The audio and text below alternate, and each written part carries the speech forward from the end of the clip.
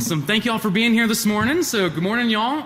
My name, like she mentioned, is Clayton Carley, and I come from rural Illinois, and I'm a transplant to another I state in the United States of Iowa, where when you look around, you've got corn and soybeans for miles and kilometers and hectares everywhere. I mean, everywhere you look is just corn and soybeans. And I remember growing up as a little kid with my grandpa walking through our soybean fields on our family farm. And we'd get our shovels and we'd dig in there, and little did I know that that first day of Shovelomics with my grandpa would lead to a career of research at the university. So when I first dug in, and he pulled up these soybean roots and said, "Do you see these, Clayton? Oh, these are what make us the real money in soybeans right here. These are what's pulling the nitrogen out of the air so that we can actually grow the soybeans and get the protein in them, and they can have the yield that we're looking for." I remember cutting it up with the knife and looking at the red inside of it and saying, this is what's a healthy nodule, and man, this was the coolest stuff ever. And all this is below ground. I never knew that that was going on down there. And that little 6-year-old Clayton walking through those soybeans when I had to traipse over them to try and see what was going on, was able to start digging even deeper, to learn what is happening in these roots, to figure out what's going on underground. So I started looking at these soybean roots as a kid, just, how can I get better roots so we can grow better soybeans? Because I'm a farmer, and what we need is more yield and higher quality yield. So how can I make this give me what I need? More beans in my semi-truck when I head to the elevator. So I started digging deeper and asking some more questions, and I thought to myself, I can see everything above ground, and if I dig it up, I can see below ground, but it's still really hard to tell what's actually happening with these roots. And I started asking more questions like, where are these roots going through the soil? And where are the nodules going to be at them? How deep are these roots going? Are the nodules going in the same depth with the roots, or are they sticking out only on the lateral roots? Maybe there's going to be some that are going all the way down with that taproot. Where are these nodules going? Which roots are these nodules on? Are they just on the tap roots? Are they on the lateral roots? Are they even going to start developing on some of these fine tertiary roots too? These are all questions that I can see, but man, they are really hard to quantify. I'm starting to look at what changes I can have across the growing season. A lot of the literature I've seen, we've got a lot of really old literature, and we make a ton of assumptions. And it's cool to see all this literature from the 50s and 60s and 70s, but every time anyone's looking at a soybean plant, it's from 1 to 10, this one's got 10 rating of nodules, and this one's got 3 rating of nodules, and there's really no one that actually says this is how many there are. Because honestly, it really stinks to count all of these nodules. So again, I'm starting to figure out how many are there and how big are they? Does it matter if they're really small on tap roots or really big on lateral roots? And really most importantly is, when are they happening? Is this starting at when they first emerge out of the ground? Is it going all the way until they senesce? Do these nodules even have a life cycle of their own? How cool would that be if we could quantify the life cycle of nodules with the life cycle of soybeans and figure out how to grow them symbiotically even better? So all these questions started to get crazy. It's how am I going to figure this out? I really want to know what all this is, but golly gee, it is hard to do. And as if you ask any of my undergrads that work with me, it really stinks to count all those nodules. So that led me to the next question. How am I going to do it? Now, I want all of you to look at this soybean root here, okay? So this is a vegetative growth stage 5 soybean plant. So it's got a good amount of nodules on it. And when I had my undergrads count these roots, I could give the exact same root to the exact same undergrad 2 different times and see up to 22% variation in how they were counting the nodules. Oh my soul, how am I going to get real good data on this? All right, this is not going to work, folks. So I've got a question. How many do you think there are? All right, let's see a show of hands. I used to be a high school ag teacher, so I want to see some participation. How many of you think there are 96 nodules? Hey, any takers for 96? All right, I got a few takers, few brave souls. What about B, 217? Can I hear B, 217? Look at some auctioneering going here. All right, a few of you got B. What about C, 188? 188, you can see some of them there. It's a little harder, made the picture a little smaller. All right, D1 or 471, that's a big one there. You think it's a lot? All right, E, 394.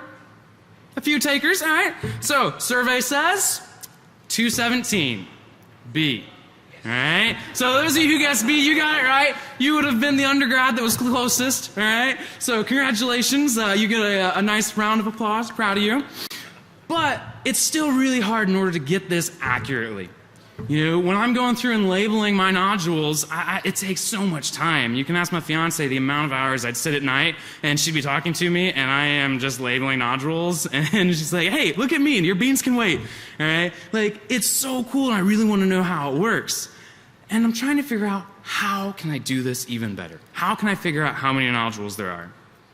So, there's a lot of challenges. And I'm sure anyone who is engaged in shovelomics has maybe been with me and my undergrads in that same stage where you really dig in and sometimes things just fall apart. Those shovels break and you are just stuck in a hard spot. How am I going to figure out how to make this work? And you know, with the thanks of some amazing people, so I've got Kaushik and Trong, some awesome engineers that we collaborate with, and they were able to work with me in order to try and apply some machine learning solutions to my biological problem. Now, there's some awesome posters. I know Carolyn Lawrence Dill has got a poster on the Predictive Plant Phenomics program over at Iowa State, which is an awesome program that I've been able to participate in, where, you know, I'm studying to be a plant breeder.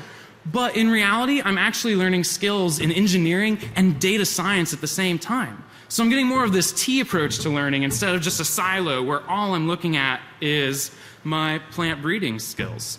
You know, if you would have told me when I'm a high schooler and walking through my corn and soybean fields that I'd be learning how to code in Python or working in MATLAB all the time and trying to use all these engineering solutions, I would have been like, you're crazy, all right? They pay awesome people at Google or other cool Microsoft companies in order to do that engineering stuff. And here I am. I'm growing soybeans and working with Python and all these awesome computer programs in order to solve the problems of the future. Long gone are the days where Grandpa and I just get to dig up my soybeans and look at it and say, yep, that looks good. We're now moving into the problems where I can put these soybeans in front of a computer and it can tell me if it's good or not. So when working with these engineers, it's been the coolest part is trying to learn their language. You know, I speak a plant breeding language, but then they speak a whole different language. In computer science and engineering, languages in mathematics that I never would have dreamed I would have taken, and statistical analysis as well. Putting all of these together were how I'm really able to solve this phenomics problem. And you can see these cameras, we're taking a lot of pictures, and the engineers are out there working with me, and I'm explaining this symbiotic relationship between the bradyrhizobia, how we're pulling nitrogen out of the air, and they're explaining with me how I'm going to debug the next line of my code, and we're working hand in hand together, and it's one of the coolest things ever. Now, granted, they like to sleep in a lot, and I tend to get up earlier, so it really makes for some long days for both of us sometimes. But those challenges are something that are very worth overtaking. I think it was mentioned earlier by Mark that, you know, you find an engineer who loves what you do, and they are a gift from heaven. Like, I tell you what, we always joke that in our lab, we've got the core four. So we've got 2 plant breeders, and we've got 2 engineers as PIs that all work together. And it's a beautiful integration of plant science and data science and engineering working together. And all of us students are learning these challenges and solutions together. And what are we doing?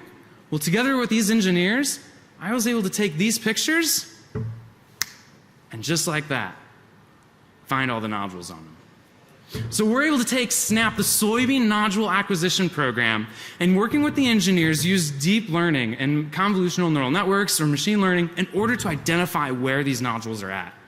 Now, I just saw a presentation yesterday from Noah. He's using a lot of the Mark RCNN. That looks super cool. So I can't wait to get back and start working with the engineers and integrating that in. But right now, I'm using what we call the faster RCNN. And so through this system, what's actually happening is I'm taking a soybean root image, all right? And I'm going to try and explain this from a plant breeding perspective. So any of you who are the engineers out there, you can help explain to some of your friends around you too. But from the plant breeding perspective, I'm taking this image, okay, of this soybean root, we're putting it into the computer. And the computer is going to break it into a ton of different patches. Now, patch, all it is just a little smaller bit of that picture. So in this case, we're using 128 by 128 pixel patches. And then the computer is going to use the faster RCNN, this algorithm that was developed. And it's going to break it into this convolutional block, which is this super cool layer of matrices that just start shifting over each other. And it's going to start creating this, I call it a convolutional cluster muck, of pictures where you start seeing, and the computer's going to say, hey, what's important in this picture? Why should I care about this part of the picture? You know, this has these color pixels, and if I mash it over these parts, I get different images or different parts, and it really looks like a mess. And I'm really excited if you get to hear from Dr. Arti Singh. She's going to talk a little bit more about how these convolutional neural networks, we're able to start looking inside of them, seeing how those are being pulled apart. So definitely look into her talk a little bit later from our lab too. So these neural networks, the convolution starts happening, and then the computer is going to look at what I have labeled on my image. And it's going to say, all right, from what I found, what matches up with what he's found? All right, why should I care about that piece of the picture that he's selected? And so you're going to go through this series several times, and that's the actual faster RCNN, where it's checking out all these parts of the pictures, and it puts it together into a region proposal network. So it's going to start looking at all these different boxes that it's made, and it says, hey, I think this is a nodule, and I think this is a nodule, and I think this is a nodule, based on what I see and what Clayton's told me I should be seeing. And then it's going to start laying all of those boxes on top of each other. And that's where we start pooling all of this network together. So all these boxes start getting stacked up. And when they do, that's when we can actually start looking at our yellow classification boxes here. And when it puts those on top, you'll see some of them where it says it's 0.9915. You know, that's saying I am pretty darn sure that there is a nodule inside of this box. And some of them, it's a little lower. There's a few that are got a 0.64 or a 0.58. And it's like, you know, I've stacked a few boxes on top of each other, and I think there's a nodule there, but I'm not quite sure. If computers could talk. I like to narrate for them sometimes. And so it's saying, hey, I think there's one here, but I'm not sure.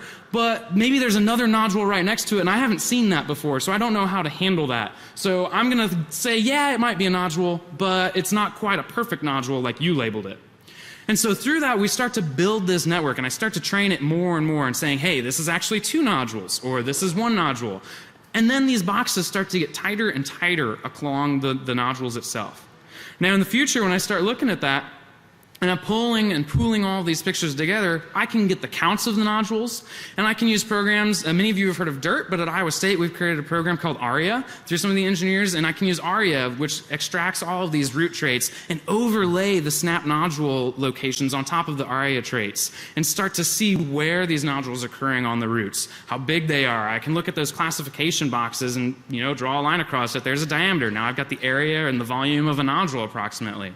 But that's why I'm really excited about that mark. I can get even more detailed on those nodules here pretty soon. So when I start looking at that, and I want to answer some of the hardest questions with SNAP. And you can see here, looking at those roots across from V1 all the way to R6, and I've still got my last vegetative state that's growing in Iowa right now. And actually, when I get home, I'm going to take a crew of undergrads out, and we're going to dig them up as soon as we get back. But it's really hard to start looking at some of these nodules. And so what I'm doing is labeling and classifying SNAP so that it can identify based on what growth stage it's in. It can identify on, are there a lot of occlusions in the nodules behind the roots? So through that, I'm trying to really piece together, how can I answer these hard questions?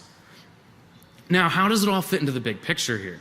So when I'm looking at these soybean plants, I want to see what's happening above ground and how does that correlate below ground.